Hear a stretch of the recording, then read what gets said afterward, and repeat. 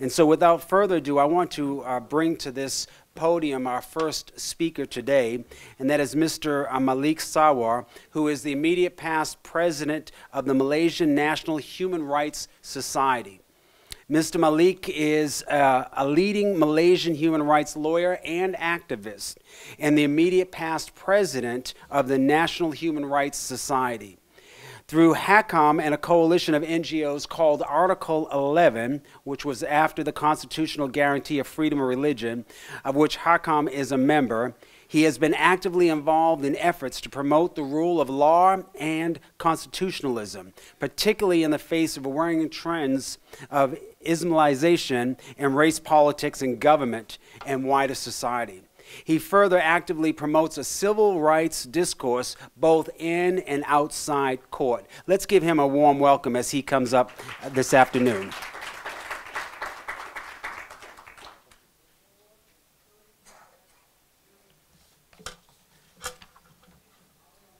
Good afternoon, everyone. Well, firstly, thank you for having given me this opportunity to speak to all of you this afternoon. To get right to it, I understand there's going to be a question and answer at the end of this session, Q&A session at the end of this, the presentations you'll hear. So keeping in mind that there's a limitation in time, I'm going to just hit out at a few broad points that I think might give us some material for discussion later on, and approach it that way. All right. So Rukun Negara in Malaysia. I suppose I'll have to speak about that because I'm the only Malaysian on this panel. All right. Very quickly, for those of you who are not Malaysian, and I see quite a number of you here, we have a written constitution that guarantees the freedom of religion. It also guarantees the freedom of all religions to be practiced in peace and harmony. I'm implying that in. Although the Constitution does recognize that Islam is the religion of the Federation. Now, judicial decisions have clarified that that provision of the Constitution is intended to be invoked only for ceremonial purposes. So we have kings, quite a few of them, and they are notionally the heads of Islam in their respective states, as well as at the federal level. This country is a federation.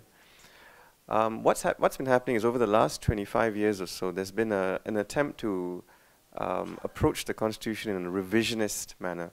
So what we're now hearing more and more, and it's been building over the last decade or so, is an assertion that Islam is, as the religion of the Federation, actually places Islam in a superior position, both in terms of informing government policy and the public sphere, administration, governance, but as well as religious entitlements. So this is something that I think is going to be potentially a root source of conflict as we move forward, and it's one of the things I'd like to just hit out at in my presentation. But the thing to remember is, in 1957, when we gained independence, this country was established on the basis that every religion had, every person who professed a particular religion was free to practice and profess that religion as he or she saw fit. And what I would respectfully opine on is this, that over the years, because of the interlinkage between politics and race and in turn religion, Islam has become used for political currency in a way that has become extremely divisive in Malaysia, and as I said, potentially is going to be a source of conflict. Now, when we trace the origins of this posturing or this invoking of religion for political ends, it's not a new thing for us, and I think that's going to be true of any country or any society where religion plays an important part in daily life. The first state in this country to become Islamic was Malacca, and that was sometime in the 1400s. We've had Hindu kingdoms, Buddhist kingdoms going back to 7 AD. But Islam began to be entrenched in this society somewhere in the 1400s. And over the years, by the time 1957 swung around, which is when we gained independence, amongst the Malays, it was the prevalent religion. And so in the negotiations for independence with the British government, the former colonial government of this country, emphasis was placed on the rights of Malays and indirectly, therefore, the rights of Muslims. And for that reason, the constitution was crafted the way it was. But the idea was that it would ultimately be a secular country and so on. All right. Now, in 1969, there were race riots. So in looking back to when it is that we've actually suffered any conflict, that's the only major conflict that I can think of where there's been loss of life and injury. There have been other incidences after, but this is the one that Malaysians recognize the most, 1969. And the government version of why it is that that riot took place was because of a perceived disparity between income levels on the Malays on the one part and the non-Malays on the other part. And because the Malays had a historical place in the evolution of this country, or so some will say, there was a concern that if Malay rights were not given sufficient attention, then there might be further problems. Well, the unofficial version is that the opposition won the elections that round, substantially enough to perhaps challenge incumbent government. But leaving that aside for a minute, measures were then introduced to allow for affirmative action policies to be introduced for the majority Malay, majority Muslim community. So this now allowed for quotas in government, quotas in education, quotas in business, and so on and so forth. Now, obviously, this was a sensitive matter, and there were protests from the non-Malay communities, wondering whether this was going to be used to a particular end. And in an attempt to try and balance out the situation, the Rukun Negara was introduced.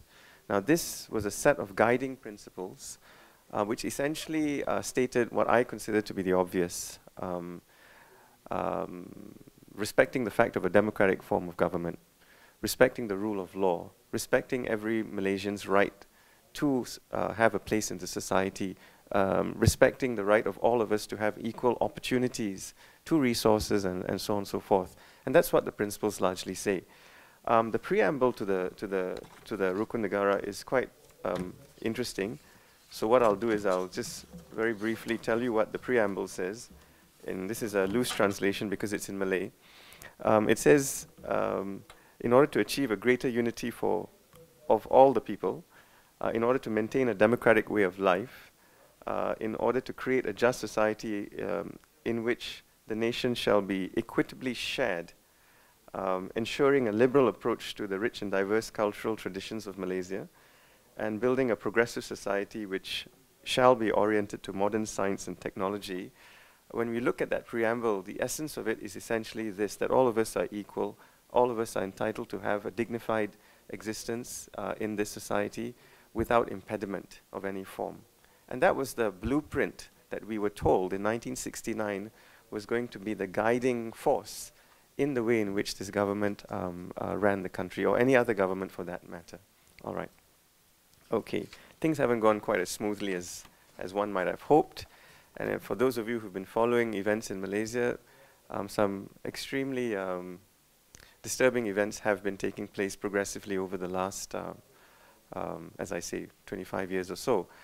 I think one of the incidents that to me illustrates the way in which things may have gone awry is the recent decision of the Court of Appeal in this country prohibiting the use of the word Allah by any person other than I'm sorry, let me state that a little bit more accurately. The court decision actually says that the Catholic Church is not allowed to use the word Allah in the Malay publication of its newsletter, a Malay version or translation of its newsletter. It can use the word God, but it can't use the word Allah, right? And the reasoning underlying all of this is one of concerns about whether or not the use of Allah by the Catholic Church will result in public disorder. So the government in its wisdom says it will. The Court of Appeal in its wisdom went on to hold that the word Allah is not integral to the Christian faith, and went about trying to dissect what was essential or not for the faith in a way which I think was quite bizarre. And that's where we are now. Now, the political spin on all of this is that the word Allah cannot be used by non-Malays at all. And that was the context to the Court of Appeal decision, and it became hugely controversial. It still is. It's a source of great embarrassment for this country, but in as much as it's embarrassing, it also points to the fact of an inability to recognize certain fundamentals in this society, which I think is worrying. Because in my view, when we look at conflicts in whatever form they may take, ultimately they go back to impressions on the part of one of the conflicting parties that social justice is not at the level that is reasonable or fair. And if we go into fundamentalism, militancy, whatever it is, ultimately it comes back to that root cause of a perception that there is social injustice which can no longer be addressed through dialogue or intercultural or interracial or interfaith mechanisms that then warrants action. So in various countries around the world, and I've spoken at other venues internationally, and in one particular venue I was asked to comment on the prophet cartoons in the Danish newspapers and how that was an encroachment on Islamic rights, as it were, and that's the backdrop to an international move to try and promote this idea of a ban against insulting religions at the UN level. So we'll leave that aside for a minute. But when we explored this, and we had individuals from all sorts of areas, from Christian backgrounds to Islamic backgrounds, and there was a lot of upheaval at the earlier parts of that workshop, as one can imagine. But ultimately, when we talked about it, it became fundamentally one about social injustice. So when you have the mass demonstrations, effigy burning, ultimately what's being expressed is a complete rejection of a quality of life that's being imposed on a particular community. And ultimately, I think if we approach it that way, then this is my final point, we must ultimately come back to a form of administration or government in which the government plays a neutral role as an honest broker.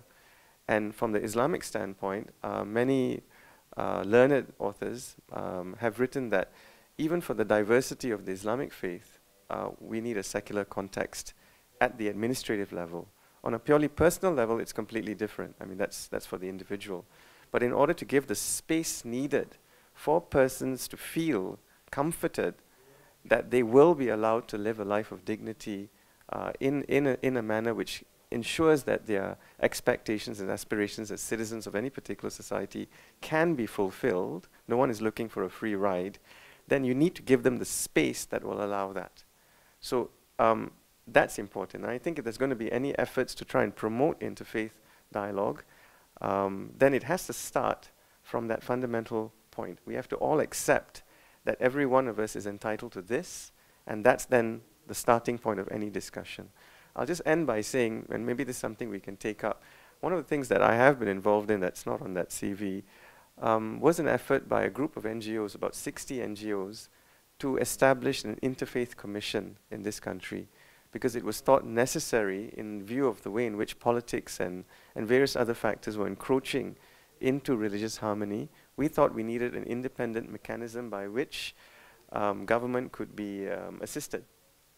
Not adjudicative, but fact-finding, consultative, and we actually drafted a model law for that, which I can make available to the organizers as a step forward. But tellingly, that effort became hugely controversial, and it was then labeled as being anti-Islamic and anti-democratic and so on. So that's something that I think we can take up in the Q&A, and I'll leave it at that. Thank you very much.